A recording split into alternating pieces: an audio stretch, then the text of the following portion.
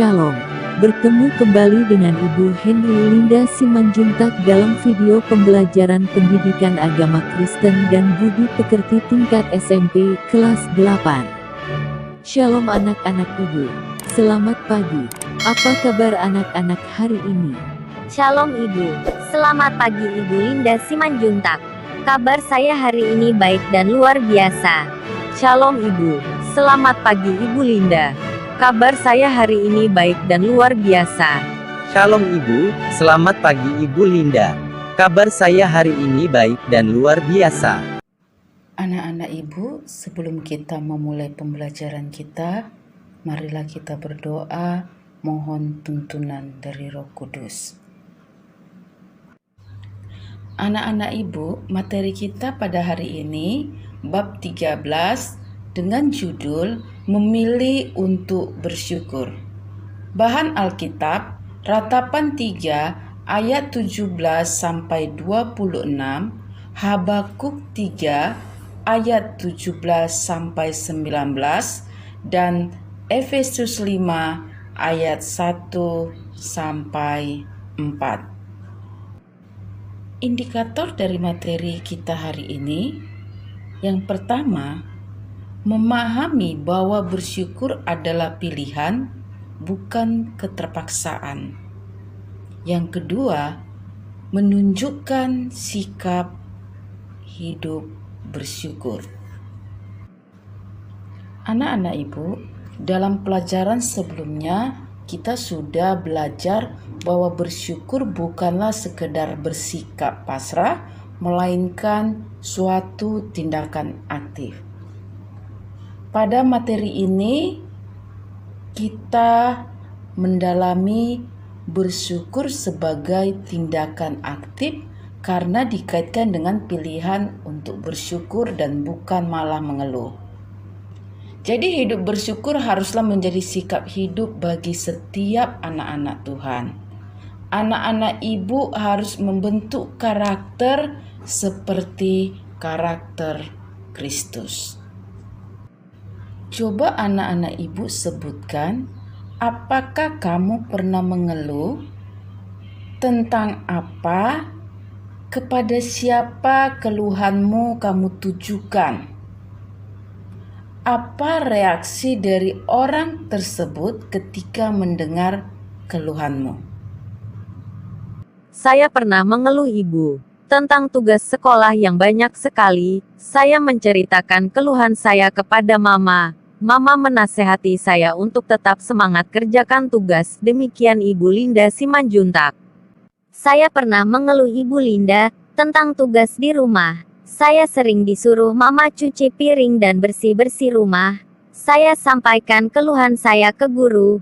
Reaksi guru memberi nasihat untuk saya agar lebih rajin bantu orang tua dengan sukacita. Demikian Ibu Linda Simanjuntak. Bagus sekali jawaban anak-anak Ibu. Terima kasih. Dalam kehidupan ini, kita dituntut untuk memilih berkeluh kesah atau bersyukur atas rahmat Tuhan kepada kita.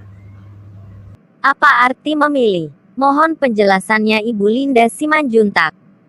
Memilih artinya ada sejumlah hal yang tersedia dan kita mengambil hal yang sesuai dengan apa yang kita anggap terbaik atau yang sesuai dengan selera kita. Contoh, kamu hendak membeli sepatu sekolah karena sepatu yang lama sudah rusak.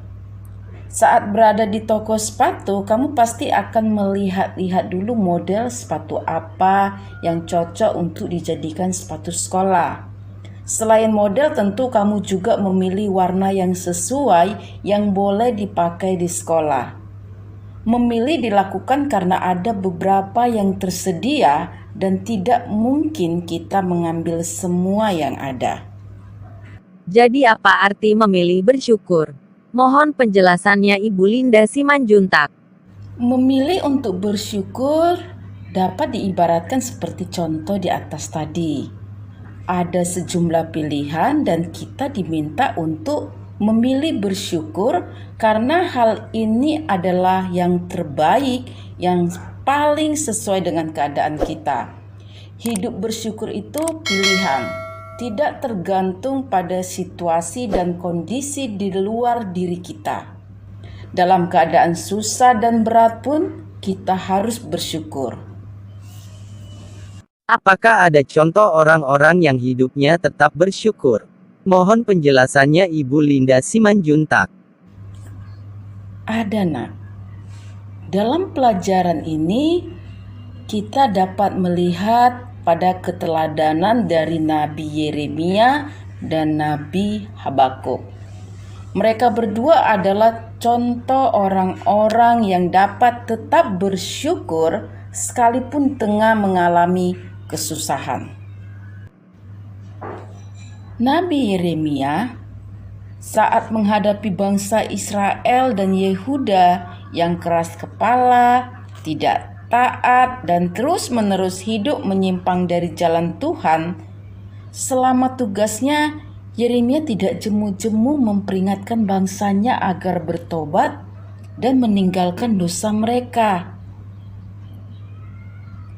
Tetapi tidak satu pun perkataan Yeremia didengarkan oleh mereka. Bahkan mereka berulang kali melakukan penghinaan terhadap Yeremia. Hal ini yang lebih menyakitkan hati, bahwa imam yang bekerja di rumah Tuhan justru menganiaya Yeremia karena perkataannya yang mengajak agar bangsa Yehuda bertobat. Tidak ada yang lebih menyakitkan selain ketika kebaikan tidak diterima dengan sukacita, tetapi justru dibalas dengan keburukan. Begitulah yang dialami oleh Yeremia dari bangsanya. Akan tetapi, apakah kemudian Yeremia terus meratapi hidupnya dan menyesali dirinya? Tidak. Yeremia mengalihkan perhatiannya dari kesusahan dan derita yang dialaminya kepada kasih dan karunia Allah. Katanya, "Tetapi hal-hal inilah yang kuperhatikan, oleh sebab itu aku akan berharap. Tak berkesudahan kasih setia Tuhan, tak habis-habisnya rahmat-Nya, selalu baru tiap pagi, besar kesetiaan-Mu." Ratapan 3 ayat 21 sampai 23. Karena itu, Yeremia pun tetap dapat bersyukur. Artinya, Yeremia tidak mau terpaku pada kemalangan dan kesulitan yang ia alami, melainkan tetap melihat kepada Tuhan dan kuasa-Nya yang memampukan Yeremia selaku nabi untuk tetap berkarya bagi Allah. Keteladanan apa dari Nabi Habakuk dalam bersyukur? Mohon penjelasannya Ibu Linda Simanjuntak. Keteladanan yang sama bisa kita lihat dari Nabi Habakuk. Habakuk hidup dalam keprihatinan karena bangsanya, bangsa Yehuda, tidak hidup dalam kebenaran. Sebaliknya, kelakuan mereka penuh dengan kejahatan, ketidakadilan, pemberontakan, dan berbagai pelanggaran hukum lainnya. Telah berulang kali mereka diminta untuk bertobat dan meninggalkan dosa-dosa mereka, tetapi mereka tidak menghiraukannya. Akan tetapi, Habakuk tidak lantas menjadi putus asa atau kehilangan sukacita. Imannya kepada Tuhan tidak goyah, dan ia juga tetap bisa menyatakan rasa syukurnya. Katanya, sekalipun pohon ara tidak berbunga, pohon anggur tidak berbuah, hasil pohon zaitun mengecewakan, sekalipun ladang-ladang tidak menghasilkan bahan makanan, kambing domba terhalau dari kurungan, dan tidak ada lembu sapi dalam kandang. Namun aku akan bersorak-sorak di dalam Tuhan, beria-ria di dalam Allah yang menyelamatkan aku.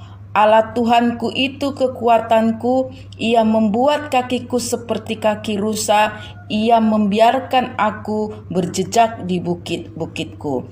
Habakuk 3 ayat 17-19. Coba anak-anak ibu perhatikan dari nats Habakuk 3 ayat 17-19.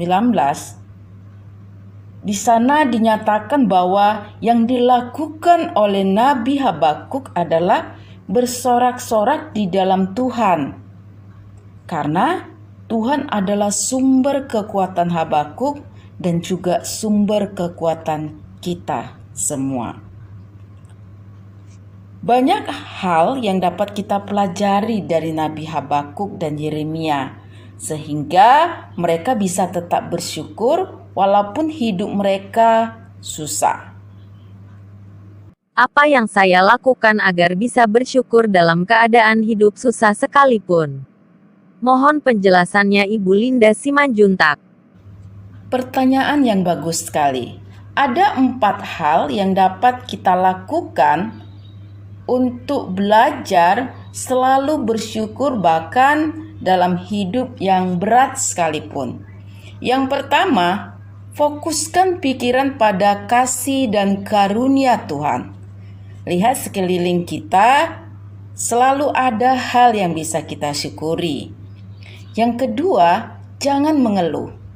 Buanglah kata-kata negatif dari mulutmu. Sebaliknya, selalu ucapkan kata-kata yang positif dan membangun semangat. Kata-kata yang kita ucapkan besar sekali pengaruhnya kepada hati kita. Ketiga, lakukan hal-hal yang baik dan berguna bagi orang lain. Ketika masalah dan kesusahan datang, jangan pasif. Jangan biarkan diri kita jatuh pada sikap mengasihani diri sendiri. Ketika kita berbuat kebaikan pada orang lain, kita bisa merasakan kegembiraan atau kebahagiaan. Yang keempat, buatlah catatan harian yang isinya adalah hal-hal yang kita syukuri setiap hari. Niscaya kita akan semakin melihat betapa ajaibnya Tuhan kita yang terus memberikan rahmat baru setiap pagi. Kesimpulan materi pembelajaran kita hari ini, hidup bersyukur tidak tergantung pada situasi dan kondisi di luar diri kita. Dalam keadaan susah dan berat pun, sebetulnya kita dapat memilih untuk bersyukur. Nabi Habakuk dan Nabi Yeremia adalah contoh orang yang dapat tetap bersyukur walaupun mereka tengah mengalami kesusahan. Mereka tidak patah semangat dan mengeluh dalam penderitaannya. Anak-anak ibu yang ibu kasihi dalam nama Tuhan Yesus Kristus, mari kita akhiri pembelajaran kita hari ini dengan berdoa. Allah sumber segala rahmat dan kehidupan, kami menaikkan syukur ke hadirat-Mu, karena Engkau tetap memelihara kami dengan baik dan mencukupi kebutuhan kami. Ajarlah kami ya Tuhan untuk menjalani hidup ini dengan penuh rasa syukur. Meskipun suka dan duka silih berganti hadir dalam hidup kami, karena dengan itulah Engkau membentuk karakter kami menjadi semakin lebih kokoh dalam iman kepadamu. Amin. Sampai di sini pertemuan kita hari ini. Sampai bertemu di pertemuan berikutnya.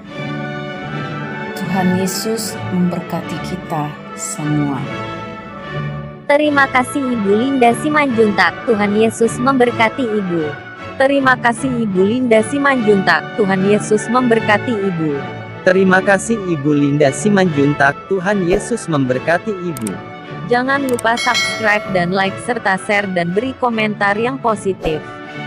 Terima kasih sudah menonton video pembelajaran ini. Semoga bermanfaat dan jadi berkah.